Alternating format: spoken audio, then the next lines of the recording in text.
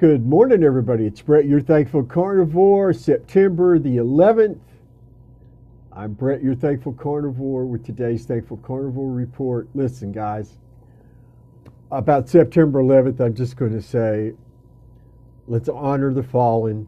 Let's remember why it happened. Let's do everything in our power to make sure that it never happens again.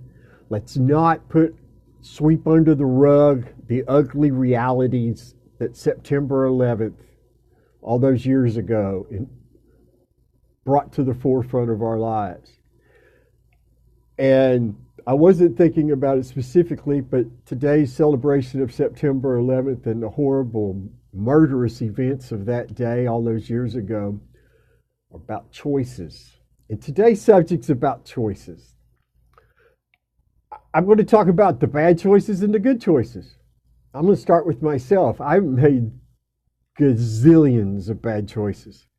When I suffered from mental illness, I would say 8 out of every 10 choice I made was not in my favor. It was just not a good thing. When your mind is always working against you, your ability to make good choices, wise decision, is greatly diminished. And I'm still paying today. Even though I'm healthy and happy as I could be, I still pay in some ways for the bad choices I made decades ago. That's just the way life is. We make our choices, and we reap what we sowed. There's either negative consequences to our choices, or there's positive consequences to our choices. It's just the way it is. When it comes to food, we are completely in control of what goes into our bodies. So it's always our choice that we make every day of our life. What goes in here? What do we eat? What do we drink? We decide, and we know whether we're doing the right thing for ourselves or not. Now, if you're still under the illusion that the standard American diet's a good idea, that grains are healthy and that plants are good for you and fiber is essential and all that nonsense, then you need to make a choice to educate yourself. Because for millions of us, that has proven to be a recipe for suffering and misery. Because the grains inflamed, the grains turned to glucose and made us insulin resistant. It didn't just make us obese, it gave us type 2 diabetes, other metabolic autoimmune diseases and disorders. Inflamed my brain to a large degree. Those heart-healthy grains, yeah. So I made the choice 422 days ago to never put that stuff into my body again. And I have done nothing but improve physically, mentally, spiritually, emotionally, every day since. And I'm nobody special. I don't have some vast reservoir of willpower. I'm just a guy. I'm as flawed a human as you'll ever find. I just choose not to ingest garbage. I choose to eat meat and drink water. And it's an easy choice to make because I have, on the pro-meat side of things, I have complete satiety. I am completely satisfied after every meal.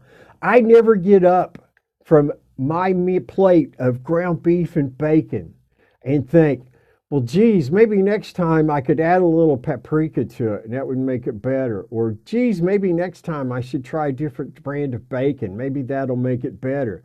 It's always the best food I've ever put in my mouth. The satisfaction is real and total.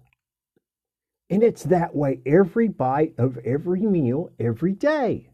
It's why I still eat just that. Believe me, there's no reason for me to change. All my health needs are being met. You all have watched me. Have you noticed my health deteriorating? Seriously, have you? I haven't felt it. Yes, I do want to address quickly the muscle cramp situation. It's been resolved primarily through heating the calf muscle area and smearing lots of Bengay and atomic balm over it and a lot of stretching. But I heat those muscles up before bedtime at night, and I stretch before going to bed at night, and that has made more improvement and diminished the cramping to where I made it all the way to 5 hours of sleep last night, which for me is really all I need. But I got just a little past that without waking up last night. It was glorious. No cramping at all. I feel amazing. It was really starting to wear on me after a few days. But see, I made choices. I listened to my body and I made choices. I chose to pay attention to what my body was telling me. Messing with electrolytes wasn't doing the trick. So if that wasn't the issue, it had to be a muscular one. So I stretch and I heat those muscles up, and it's working. You have choices to make every time you go to put something in your mouth. I pray today and every day you choose health. Have a great day, my friends. Eat your meat, drink your water, share your stories with people so they might find hope just as you did. Always be honest, tell the truth. There's just no reason to lie. And be thankful. See you all tomorrow.